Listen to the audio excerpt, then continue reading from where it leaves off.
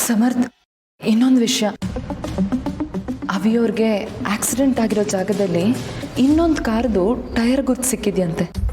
ಆ ಕಾರ್ ಗುರ್ತು ಸಿಕ್ಕಿದೆಯಂತೆ.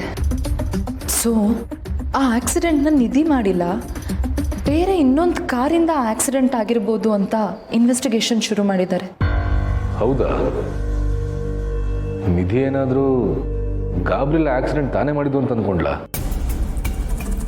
ನನಗೂ ಹಾಗೆ ಅನ್ನಿಸ್ತಿದೆ ಸಮರ್ಥ್. ದೇವ್ರ ದಯದಿಂದ ನೀನು ನಿಧಿ ಇಬ್ಬರೂ ನಿರಪರಾಧಿಗಳು ಅಂತ ಪ್ರೂವ್ ಆಗಿಬಿಟ್ರೆ ಅಷ್ಟೇ ಸಾಕು. ನಿಜವಾಗ್ಲೂ ಯಾರು ತಪ್ಪು ಮಾಡಿದಾರೋ ಅವ್ರಿಗೆ ಶಿಕ್ಷೆ ಆಗಬೇಕು.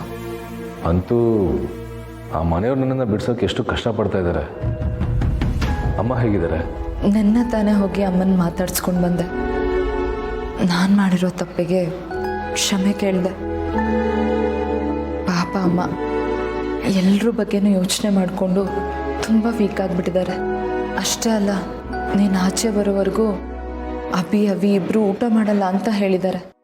ಉಪವಾಸ ಮಾಡ್ತಿದ್ದಾರೆ. ನನಗೆ ನಿಜವಾಗ್ಲೂ ಅರ್ಥ ಆಗ್ತಾ ಇಲ್ಲ. ಆ ಮನೆಯವ್ರಿಗೆಲ್ಲ ನನ್ನ ಬಗ್ಗೆ ಯಾಕೆಷ್ಟು ಪ್ರೀತಿ ಅಂತ. ಯಾಕೆ ಅಂದರೆ ನಿನ್ನನ್ನು ಅವರು ಮನೆ ಮಗ ಅಂತಾನೆ ಅಂದ್ಕೊಂಡಿದ್ದಾರೆ. ನನಗೆ ಅಮ್ಮನ್ನ ಅವಿಸರ್ನ ನೋಡಬೇಕು ಅನಿಸ್ತಾ ಇದೆ. ಈ ಕೇಸಿಗೆ ಸಂಬಂಧಪಟ್ಟ ಹಾಗೆ ಅವರು ತುಂಬ ಓಡಾಡ್ತಾ ಇದ್ದಾರೆ. ಅದೇ ಕಾರಣಕ್ಕೆ ಅವ್ರು ಇಲ್ಲಿಗೆ ಬಂದಿಲ್ಲ ಅನಿಸುತ್ತೆ. ನಾನೇ ಫೋನ್ ಮಾಡಿ ಬರೋದಕ್ಕೆ ಹೇಳ್ತೀನಿ. ಇಲ್ಲ, ಅವ್ರಿಗೆ ಏನು ಕೆಲಸ ಇರುತ್ತೋ ಏನೋ, ಪರವಾಗಿಲ್ಲ ಬಿಡು. ಆದರೆ ನನ್ನ ಮನಸ್ಸಲ್ಲಿ ಯಾಕೋ ಅಮ್ಮ ಇಲ್ಲಿಗೆ ಬಂದೇ ಬರ್ತಾರೆ ಅಂತ ಅನಿಸ್ತಾ ಇದೆ. ಮೇಡಮ್, ಟೈಮ್ ಆಯ್ತು, ಹೊರಡಿ. ನಾನಿನ್ನು ಬರ್ತೀನಿ. ಏನೇ ಆದರೂ ನಾನು ನಿನ್ನ ಜೊತೆಲಿರ್ತೀನಿ.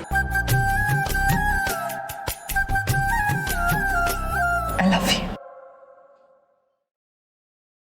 Love you too boss.